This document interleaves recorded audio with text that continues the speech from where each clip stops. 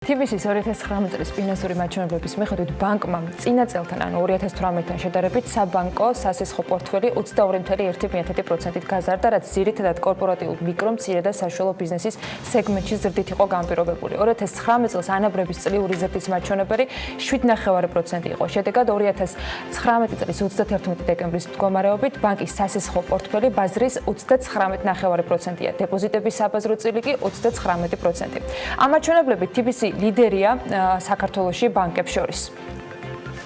თიბისის ბანკის კაპიტალი და ლიკვიდურობა საკმაოდ ძლიერ პოზიციებს ინარჩუნებს. ბანკის საზედამხედველო კაპიტალი, საზედამხედველო და კაპიტალის ადეკვატურობის საერთო კოეფიციენტები ბაზელ 3-ის პრინციპების მიხედვით 12.14% და 19%-ია. თიბისის მიერ 2019 წელს საერთაშორისო ფინანსური ინსტიტუტებისგან მოზიდულმა რესურსმა 170 მილიონი $9 შეადგინა, ეს $9 მილიარდი ლარია თითქმის, მეგობრებო. ეს რიცხვები ძალიან მოკლედ და უფრო ცვლად გასული წლის ანგარიში ბანკმა გუშინ მასშტაბურად წარადგინა. დეტალები ლევან თაღიაშვილის სიუჟეტში ვნახოთ და დანარჩენს უკვე ჩვენ სტუმართან ერთად გეტყვით. ეს თიბისი ბანკია, ფინანსური ინსტიტუტი, რომელიც უკვე 27 წელზე მეტია საქართველოს ეკონომიკის განუყოფელ ნაწილს წარმოადგენს. 2019 წლის მონაცემებით ბანკის სასესხო პორტფელი 22.1%-ით გაიზარდა და ბაზრის 39.9% შეადგინა. ეს იმას ნიშნავს, რომ ბანკი ყველა ქარტეხილს ღირსეულად უძლებს, რასაც რიცხვებით ცალსახად ადასტურებენ. ინოვაციები, ტექნოლოგიები და ჯამში 10 მილიონი მომხმარებელი. აი ეს მთავარი მიზნები, რასაც კომპანია მომდევნო წლებში ისახავს მიზნად. 2019 წელს ჩვენ როგორც ბანკმა ძალიან ბევრი ასე ვთქვათ, ახალი ტექნოლოგიური პროექტი შემოვიტარეთ და ამავე დროს მცირე და საშუალო ბიზნესში, კორპორატიულ ბიზნესში საკმაოდ მნიშვნელოვანი ზრდა ჰქონდა. რაც შეეხება ჩვენს მომავალ განვითარებას, მომავალი წლების განმავლობაში, აქცენტს გავაკეთებთ ახალ ტექნოლოგიებზე და ჩვენ გვინდა საქართველოს გარეთ საკმაოდ სწრაფი განვითარება გავაკეთოთ. 2020 წელსში ეს იქნება ძირითადი აქცენტი იქნება უზბეკეთის ბაზარზე, სადაც ჩვენ უკვე წარმოდგენილობთ როგორც გადახდების სისტემის აპლიკაცია და ჩვენ ყავს დაახლოებით 1.900.000 მომხმარებელი უკვე დღეს, გვაქვს ჩვენი სალიზინგო კომპანია და სრულფასოვანი ბანკი უკვე წლის შუაში ზაფხულში 2020 წელს დაიწყებს ოპერირებას. კორპორატიულ და საინვესტიციო საბანკო ბიზნესს ჰქონდა განსაკუთრებით წარმატებული წელი 2019-ში, ჩვენი პორტფელი 47% დაახლოებით 9%-ით გაიზარდა და ეს გადაითარგმნა ასობით წარმატებული პროექტის დაფინანსებაში. ეს იყო სოფლის მეურნეობა, ტურიზმის ბიზნესი, ეს იყო აგრო, ეს იყო ენერგეტიკის სექტორები და ამის შესახებ ჩვენ მივაწოდეთ ბაზარს დეტალური ინფორმაცია. ასევე ჩვენ გქონდა საშუალება გვესაუბრა კაპიტალის ბაზრების განვითარებაზე, რამდენი ობლიგაცია გამოვიდა და ვაჩვენეთ ბაზარს, რომ 100%-ით არის, 104%-ით არის გაზრდილი ობლიგაციების ბაზარი. ქვეყანაში, სადაც ადგილობრივი ინვესტორების ნაკლებობაა, ბანკები ბიზნესის დაფინანსებაში გადამწყვეტ როლს თამაშობენ. ამას ბიზნესიც ხედავს და აფასებს. მათი თქმით, ისევე როგორც 2019-ში, 2020 წელსაც თიბისი მათი ერთგული პარტნიორი იქნება და ბიზნესისა და ფინანსური სექტორის უმსხვილესი წარმომადგენლის თანამშრომლობა მომავალშიც გაგრძელდება. ის რასაც თიბისი ბანკს გაკეთებული 30 წლის განმავლობაში არა იმ ხნის განმავლობაში რაც ოპერირებს, აი თქვათ ნებისმიერი ჯანმრთელობა, ტურიზმი, სასტუმრო მშენებლობა, ეკონომიკა, მილიონებით თანხის მოზიდვა და ეს შემდეგ ეს იმდენად თამბეჭდავია, რომ ამის უპატივცემლობა არ შეიძლება და ამის არ აღიარება. ჩვენ გვაქვს 20 წლიანი ისტორია თიბისისთან ურთიერთობის. თიბისი ბანკი და თეკეტა მოტორსი პრაქტიკულად ერთად გაიზარდა, ერთად განვითარდა თავის ინდუსტრიაში და მე ვფიქრობ, რომ ეს გაცილებით მეტია ვიდრე ჩვეულებრივი ურთიერთობა ბანკს და კლიენტს შორის და ეს ნიშნავს ნამდვილ პარტნიორობას და თიბისი ბანკი ერთ-ერთი პირველი ბანკი იყო საქართველოში, რომელმაც კორპორატიული ბიზნესის მიმართულებით, საბანკო ბიზნესის მიმართულებით იყო ინოვატორი და იყო პირველი, ეს უკვე პიონერი და პირველი ნაბიჯები განვითარების თვალსაზრისით. ზოგადად ეს არის ბანკი, რომელზეც პრაქტიკულად რომლის მდგრადობა ნიშნავს ქართული ეკონომიკის მდგრადობას და სასიხარულო რომ ეს ბანკი იზრდება, ეს ავტომატურად ნიშნავს, რომ ქართული ეკონომიკა იზრდება, იმიტომ რომ ის კომპანიები, რომლებიც აქ არიან წარმოდგენილები, მათი ვერც ერთი პროექტი ვერ განხორციელდებოდა, რომ არა ეს ბანკი შესაბამისად მას აქვს უდიდესი მნიშვნელობა ქართული ეკონომიკისთვის, საქართველოში ადამიანების დასაქმებისთვის და ჩვენი ქვეყნის წესრიგისთვის. Well, obviously we work with TBC for quite a while now. უკვე საკმაო ხანია რაც თიბისისთან თანამშრომლობ და შემიძლია გულწრფელად თქვა რომ ეს ბანკი ძალიან საიმედო პარტნიორია ის დიდ ყურადღებას ინოვაციებს აქცევს და მომხმარებელზე ორიენტირებულია რაშიც ჩვენი ხედვები ყოველთვის ემთხვევა ჩემთვის როგორც უცხოელისთვის შეუძლებელია ვერ დავინახო ის ეფექტი და გავლენა რაც მას ქართულ ეკონომიკაზე აქვს ჩვენთვის მათთან თანამშრომლობა დიდი პრივილეგია TBC-ის 2019 წელს ზრდა არც სხვა მაჩვენებლებში აკლდა. სრულად ციფრული ბანკის ფეისის მაჩვენებლები დღითიდღე იზრდება და მისი მომხმარებლების რაოდენობა ასეულათას საჭარბებს. 2020 წელს კი მალე გერმანიის ბაზარზეც აქტიურად ვიხილავთ ბანკს, რომელსაც ფიზიკური ფილიალი საერთოდ არ აქვს. TBC-ისთვის გასულ წელს ასევე მნიშვნელოვანი იყო ენერგეტიკის, უძრავი ქონების, საკვები ინდუსტრიისა და სასტუმროების სექტორები, სადაც საკმაოდ მსხვილი კონტრიბუცია გაიღო. კონკრეტულად როგორი იქნება TBC-ისთვის 2020 წელი, ამას ყველანი ერთად ვნახავთ. თუმცა ფაქტია, რომ ბანკი პრინციპებს არ შეიცვლის და მომავალშიც მხოლოდ განვითარებასა და ინოვაციებზე იქნება ორიენტირებული. TBC-მ გასული წლის სრული ანგარიშისათვის გუშინ 250-მდე ბიზნესისა და დიპლომატიური კორპუსის წარმომადგენლები შეკრიბა. მონაგართან ერთად ცხადია იყო საინტერესო პრეზენტაციები ხედვაზე, სტრატეგიაზე, მცირე და საშუალო ბიზნესისა და ეკოსისტემის განვითარებაზე, ასევე კორპორატიულ და საინვესტიციო საბანკო ბიზნესის მიღწევებზე და საუბარი მაკროეკონომიკურ გარემოზე. მოკლედ, გუშინ ძალიან დიდი პრეზენტაცია იყო, ჩვენ დღეს ცოტა შემჭიდროებულ ვარიანტს შემოგთავაზებთ. ვახტანგ ბუცხვიკი და TBC ბანკის გენერალური დირექტორია ჩვენთან ერთად და გადავხედავთ ყველა იმ მონაცემს, რომელიც ბანკმა 2019 წლის შედეგებით აჩვენა და რა თქმა უნდა ვისაუბრებთ გეგმებზე, რომელიც მას მიმდინარე წელს და არა მხოლოდ მიმდინარე წელს აქვს. მოგესალმებით პირველ რიგში ძალიან დიდი მადლობა რომ ხართ ჩვენთან ერთად. მოდით გეგმებით დავიწყოთ, იმიტომ რომ მონაცემები და რიცხვები საკმაოდ შთამბეჭდავია და ამაზე ბევრიც გვისაუბრეთ და კიდევ ბევრჯერ დაგჭირდება მისი მოშველიება, როცა ბანკის მონაგარს მე კოკა-კოლა დავიწყებთ, თან დავპირდებით შემოჭრონიას და გადამაშენებს რო. შეიძლება მაშინ მე ხო, აი აუცილებლად ხო. მე ერთად დავპირდით, ხო? ერთად დავპირდით. ვიყურებს კარგი ვიყურებს და მოგკითხო ბატონ თემურს მე მაშინ გეგმებზე ვიკითხავ წელს უკვე გაცდენილები ხარ ერთგვარად გეგმების ნაწილი შენი კითხვების ნაწილი იყოს შედეგების სუმირება ძალიან ბევრი გამოყოფილი თემა ქონდა საკუთარ პრეზენტაციაში კოლეგებმა კიდევ თავთავიანთი მიმართულებებით რაღაცები გამოყვეს მე ვიტყვი ჩემთვის რა იყო მნიშვნელოვანი პირადად თქვენი პრეზენტაციიდან ეს მაინც იყო ცოდნის ექსპორტი რომელიც იყო ერთგვარად შეძდილი ბანკის გეგმებთან ანას კითხვაზე გადავდივარ საიმისოდ საითკენ მიდის ბანკი შეგვიძლია თუ არა სინთეზი აი ამ კითხვის პასუხად გაგვიკეთო საიმისოდ რომ რა გავაკეთეთ ისეთი მნიშვნელოვანი 2019 წლის შედეგებიდან გამომდინარე ვახო რომ 2020 წელს უკვე შეგვიძლია ღიად განვაცხადოთ იმ ცოდნის ექსპორტზე და გამოცდილებაზე რეგიონში მათ შორის ევროპაშიც რაც გვათამამებს ჩემთვის ესე პოზიციონირდება ბატონო მადლობა ამ კითხვით საინტერესო კითხვაა და ალბათ ეს უფრო შედეგია ცოდნის ექსპორტი იმითთან გამომდინარე თუ რისთვის არსებობს TBC ანუ ჩვენ ბოლო 2 წელია ვამბობთ იმას რომ ჩვენი მიზანი და რატო არსებობს ჩვენი მისია რატო ვართ დღეს TBC ჯგუფი და რატო არსებობს ჩვენი 7000 ადამიანი და ჩვენი გამოწვევა რაც არის რომ ადამიანებს გაუმარტივოთ ცხოვრება და საშუალო ვადაში გყავდეს 10 მილიონი მომხმარებელი. ანუ ეს ორი რაღაცა არის ჩვენი ყოველდღიური ნებისმიერი გადაწყვეტილების თამთები და თითოეული ჩვენი ნებისმიერი გადაწყვეტილება არის იქიდან გამომდინარე თუ ეს გამოიწვევს იმას რომ გავუმარტივებთ ადამიანებს ცხოვრებას და ეს ჩვენ მიზანს მიგვაღწევინებს რომ 10 მილიონამდე გავსდით ჩვენს მომხმარებლებს ამ შემთხვევაში ეს გადაწყვეტილება უნდა მივიღოთ. აქედან გამომდინარე არის ის რომ ტექნოლოგიებზე ვაკეთებ ჩვენ აქცენტს შეუძლებელია მე ვერდან დავიწყებ ალბათ მარტივი პასუხი რო იყოს რომ მოკლედ საქართველოს მოსახლეობიდან გამომდინარე როდესაც ჩვენ 2 წელიწად ვთქვით რომ 10 მილიონი მომხმარებელი გვყავდეს ელემენტარულად მარტივი იყო ხო თითქოს და მარტივი მაგრამ ძალიან რთული ამოცანა რომ ეს ვალდებულებს გვხვდი და გავსულიყავით საქართველოს ბარით ეს ვალდებულებს გვხვდი და მოგვეძებნა ისეთ ქვეყნები სადაც ჩვენ გავგვეჭდა რაღაც კონკურენტული უპირატესობა და შევსულიყავით სწორედ ის არის ის რაზეც ჩვენ გუშინ აქცენტი გავაკეთეთ 2020 წლის პირველი ასე ვთქვათ აქცენტი იქნება ის რომ ჩვენ ბანკს უკვე ზაფხულში გავხსნით უზბეკეთში მაგრამ კარგია ის რომ ძალიან აქტიურად ვართ უკვე ამ ბაზარზე შესული უკვე 18 თვის განმავლობაში და კარგად ვიცნობთ ამ ბაზარს და წინასწარი ლიცენზია ადგილზეა წინასწარი ლიცენზია ადგილზეა მაგრამ მანამდე რომ გითხრათ ეხლა ჩვენ როდესაც თქვით რომ 10 მილიონი მომხმარებელი ვყავდეს შეიძლება ძალიან ამბიციური იყო რომ მაშინ დაახლოებით საერთო საქართველოში ვიყავით და 2 მილიონი მომხმარებელი ვყავდა დღეს უკვე თამამები ვართ, იმიტომ რომ დღეს გვაქვს უკვე 4 მილიონი მომხმარებელი.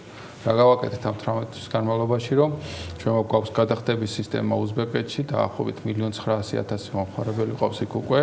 როდესაც შევიძინეთ ეს აპლიკაცია, ყავდა 1,200,000, დღეს უკვე 1,900,000. ფაქტია, შეიძლება ითქვას, რომ ის, რასაც საქართველოში ვაკეთებთ 28 წლის განმავლობაში, დაახლოებით იმის 70% შევწელით, იქ გავიდოთ ბაზარი დიდი არის და პენეტრაცია არის დაბალი. დაიწყო ჩვენმა ლიზინგ კომპანიამ მუშაობა, სასესხების გაცემა სულ 3 თვეა და 15 წერტილში ვარ ტაშკენტში წარმოდგენილები. და ბანკზე როგორც გითხარით, ოპერირება საფულში დავიწყო და წლის ბოლოს ფაქტურად ტაშკენტში გვინდა წარმოდგენილები ვიყოთ 20-დან 25 ფილიალი ოპერირებდეს, მაგრამ იქაც ტექნოლოგიებზე იქნება აქცენტი გაკეთებული. რა გულისხმობთ საშუალო პერიოდს, როცა საშუალო გულისხმობთ 3-დან 20 წლამდე, მაგრამ კიდევ იმდენად ამბიციური მიზანია, რომ კარგი რა აქვს ეს ამბიციურ მიზანს, რომ ის მოტივირებას გიკეთებს მთლიანად მენეჯმენტს და მთლიანად ადამიანებს თიბისის ჯგუფში, რომ ბევრ რაღაცები ვაკეთოთ, შეუძლებელია, ხო? 10 მილიონს ვერ მივახცევთ უზბეკეთთან, ეს მოც ფორმაში გვამოძრავებს, რომ კი აქცენტი გვაქვს წელს, რომ საფულში გავაკეთოთ უზბეკეთში, მაგრამ ეხავე თუ საფუძველი არ ჩაუყარეთ ახალ მიზნებს და ამოცანებს, შეუძლებელია, რომ 10 მილიონს მივახცევთ, ანუ როგორც გიორგი აღნიშნე შენ, უკვე გვაქვს მოსინჯული და ვაპირებთ ევროპაში მოვსინჯოთ ჩვენი თავი. პირველი ბაზარი, რომელსაც ჩვენ შევეჭიდებით, ეს ალბათ იქნება გერმანია და იქ პირველ რიგში გვინდა მოვსინჯოთ იმ ქართველებზე, ვინც საქართველოსთან არიან წასვლები და მათთან დავიწყოთ ეს მუშაობა და რა თქმა უნდა, ამით გვინდა ბაზარი გავსინჯოთ და იმის მერე რამდენად წარმატებულად შევძლებთ, იმის შემდეგ უფრო სხვა მიზნები დავისახოთ. იგივე როგორც უზბეკეთში დავიწყეთ, ანუ ჩვენ დავიწყეთ ჯერ გადახდების აპლიკაციით, ლიზინგით და იმის მერე რაც დავინახეთ, რომ ჩვენ შეგვიძლია რაღაც კონკურენტული უპირატესობა აქვს, მერე გადაწყვიტეთ ბანკის ინვესტიცია გავუკეთებინა უზბეკეთში. დაახლოებით სტრატეგიულადაც ვფიქრობთ, გერმანიაში დავიწყოთ იმ ქართველებზე, ვინც იქ ცხოვრობენ, მათთან დავიწყოთ, იმიტომ რომ მაინც განსხვავებული ბაზარია და შევისწავლოთ, როგორ შეგვიძლია ბიზნესი კეთება და ამით განავითაროთ. მაგრამ აზერბაიჯანიც მონიშნულია და ხო, ეს მე გადავედი დასავლეთზე და მესამე სადაც უკვე აქტიურად მუშაობდა ჩვენ პარტნიორი ბანკი ყავს არჩეული Yellow. ხო, Yellow ყოფილი კოლბანკი, რომელმაც ძალიან წარმატებულად ბოლოს 3 თვის განმავლობაში გააკეთა რებრენდინგი და თქვათ ფაქტურად ძალიან ახალი სახელით შევიდა ბაზარზე, რომელიც საკმაოდ განსხვავებულია იქაურ რეალობაში და აქცენტს აკეთებს, ასე ვთქვათ, საცალო ბიზნესს და მცირე და საშუალო ბიზნესის განვითარებაზე, საკმაოდ საინტერესო სტრატეგიით, მათთან ერთად ვფიქრობთ, საინტერესო ბაზრის განვითარება გვექნება აზერბაიჯანის ბაზარს. რაც შთაბეჭდება დარჩა, მიუხედავად იმისა, რომ ახალ ტექნოლოგიებში თიბისი ძალიან სწრაფად ვითარდება და ბოლო წლებში ერთდროულად რამდენიმე პროდუქტი შესთავაზა მომხმარებელს, მაინც იგივე ევროპული ბაზრისათვის გარდა ვთქვათ აპლიკაციების ფორმისას შემდეგ ტრადიციული ბანკის ფორმითაც აპირებთ შესვლას? არა, იმიტომ რომ თუ ავიღებთ ხა ბოლო 10-15 წლის ტენდენციებს, ამიცი ყოველდღურად რო წაიკითხოთ დასავლური პრესა, იგივე დასავლური ბანკების ფილიალებს ხურავენ, ანუ ის ტრენდი ტექნოლოგია მოიტანა, რომ ფიზიკურად ფილიალების გახსნა არ არის საჭირო და ტექნოლოგიებით ფიქრობენ ბანკები ახლოს მივიდნენ მომხმარებელთან და ეს არ არის ჩვენთვის სიახლე.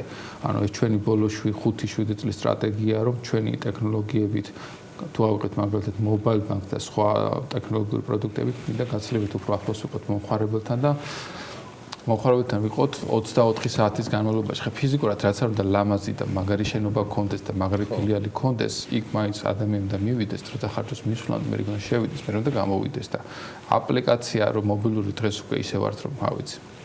გაღვიძებიდან დაძინებამდე სულ ჩვენთან არის, ჩვენ თუ კარგად შევძელით ის რომ ჩვენი ტექნოლოგიები შევძელით რომ ჩვენ მომხმარებელს შევაყვაროთ ჩვენი აპლიკაციები მობილურში, ეს უზრუნველყოფს იმას, რომ ფაქტიურად ადამიანის გაღვიძებიდან მის დაძინებამდე ვიქნებით მასთან ერთად, რომ ჩვენთვის სტრატეგიულად გაცილებით უფრო მნიშვნელოვანია ტექნოლოგიები შევძლოთ მათთან ერთად ვიყოთ, რაც ნიშნავს, რომ იტერაცია მათთან გაცილებით მეტი ვიქნება, ვიდრე რომ ფილიალების საშუალებით. ანუ აქედან გამომდინარე, როდესაც ჩვენ უცხოურ ბაზრებზე გავაკეთებთ აქცენტს თქვენ კითხვაზე რომ პასუხი გაქვს გერმანიაში ჩვენ არ გვექნება ფილიალები, რაც შეეხება უზბეკეთს.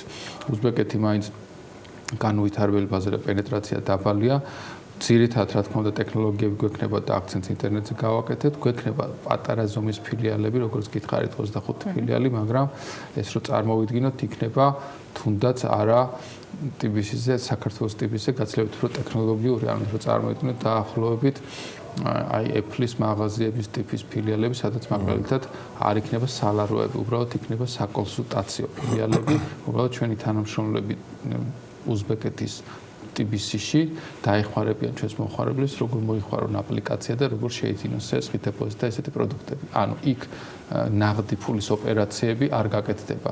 იქნება ძალიან პატარა 50-იანას კვადრატულად წმინდად საკონსულტაციო ტიპის ფილიალებზე გვექნება საუბარი. ან ჩვევის გაჩენამდე ინფორმაციის მიღების შესაძლებლობა იქნება. თავად რას გამოვყოფდი გუშინდელი პრეზენტაციებიდან, როგორც კომპანიის CEO ამ შემთხვევაში რომელიც დიდ სურათს უყურებს, აკონტროლებს და უწევს იმ შედეგებზე პასუხისმგებლობა, რა არის ყველაზე მნიშვნელოვანი მიღწევებიდან 2019 წელს დაწყებული დივერსიფიცირებული პროექტიდან დასრულებული თუნდაც TBC research-ის და ანალიტიკური მიმართულების ამოქოქვა კაპიტალის სახით და გაქვს თუ არა რაღაცა საკუთარი, ასე ვთქვათ, უპირატესი იმ შედეგებში, რითაც აამაყობ განსაკუთრებულად.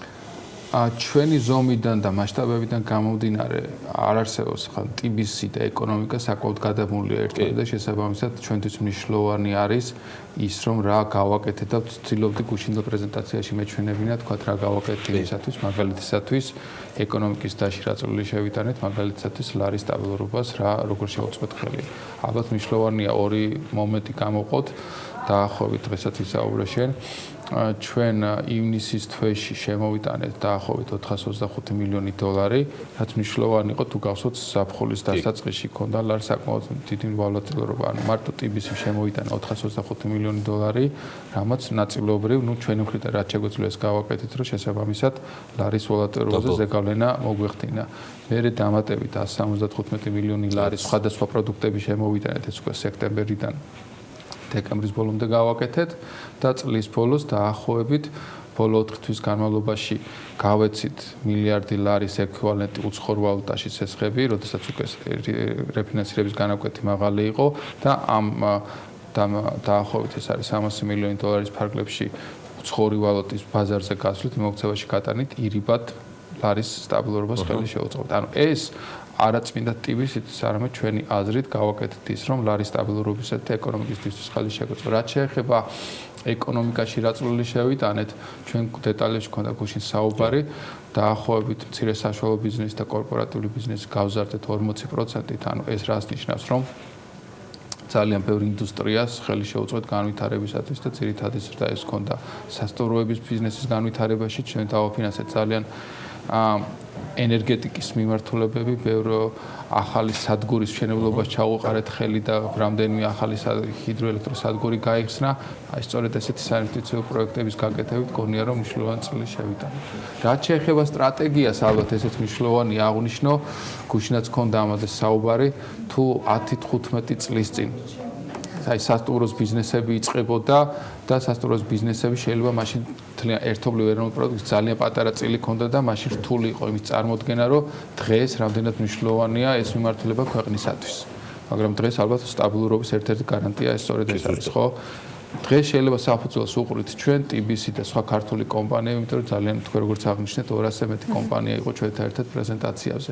ბევრი კომპანია ფიქრობს დივერსიფიკაციაზე სხვადასხვა ქვეყნებში. ეს იქნება როგორც პროდუქტების, ასევე სერვისების ექსპორტი ამ ქვეყნებიდან. მარტო ჩვენ მაგალითად შეიძლება ითქვას, რომ 3-დან 5 წლამდე პერსპექტივაში ამ ჩვენი დივერსიფიკაციით, ხო რა შეიძლება, კითხვა შეიძლება დაიშვას, კი ბატონო, TBC წავა უზბეკეთში, აზერბაიჯანში, გერმანიაში, მე შეიძლება სხვა ქვეყნებში, მაგრამ ქვეყანა ამით რას მიიღებს? ამით მოხდება ჩვენი სერვისების ექსპორტი, რაც საქართველოს ალბათ გრძელვადიანად წლების შემდეგ ყოველწლიურად რამდენიმე ასეული მილიონი ლარის შემოსავალს შემოუტანს, რაც არა პროდუქტის ექსპორტზე უფრო უკეთესი ექსპორტია, მაგრამ ამას თავის პირობები ჭირდება, ჩვენ გვჭირდება გაცილებით მეტი IT სპეციალისტები, ჩვენ გვაქვს ჩვენი აკადემიები და სადაცვებით ასეულობით სპეციალისტები მომზადე, მაგრამ ეს არ არის საკმარისი. ჩვენი მოლოდინი არსებობს, რომ დაახლოებით შეიძლება 5 წლის პერსპექტივაში რამდენიმე 1000 IT სპეციალისტი გჭირდებოდეს მარტო ჩვენ ამას ჩვენც გავაკეთეთ, მაგრამ ალბათ ამისათვის საჭირო იქნება სახელმწიფოსთან ერთად ვიმუშაოთ და თუ ჩვენ შეიძლება ვიყოთ კარგი მაგალითი და ჩვენთან ერთად თუ სხვა კომპანიებიც იქნება, შეიძლება კარგი მაგალითი შექმნათ იმისა, რომ 3-დან 5 წლამდე ქვეყანას გქონდეს კარგი საშუალება იმისა, თუ რა მიმართულებები განავითაროს. წინა წლის პორტფელს თუ გადავხედავთ, ბიზნეს და კრედიტება განსაკუთრებით სწრაფად იყო გაზრდილი და ამ მხრივ თქვენს ბევრი ინვესტიცია მოიზიდეთ, ბევრი პროგრამა შესთავაზეთ ბანკებს. მეორე მხრივ, წლევან და წელს თუ შევხედავთ და იმ ცვლილებებს, რომელიც რეგულაციებში დღეს ჯერ ისევ მსჯელობის საგანი არის და უნდა ამოქმედდეს უკვე საცალო და კრედიტების მიმართულებით, ელოდებით თუ არა პორტფელის იგივე ტემპით გაზრდა მოხდება და იგივე პროპორციით, როგორც ეს 2019 წლის მონაცემები იყო. ჩვენი მოლოდინი არის, რომ ალბათ სტრუქტურული რეორგანიზაცია მოხდება, ცვლილებები მოხდება ამ მიმართულებით. კორპორატიულ ბიზნესში არ ველოდებით 40% არ ცვლას და ალბათ მნიშვნელოვნად მოხდება, მატერიალურად მოხდება ამ ზრდის შემცირება, მაგრამ ძირითადად აქცენტი მოხდება მცირე და საშუალო ბიზნესის ზრდაზე და დაახლოებით 20-25%-ის ფარგლებში გვაქვს მოლოდინი აქ მოხდება ზრდა.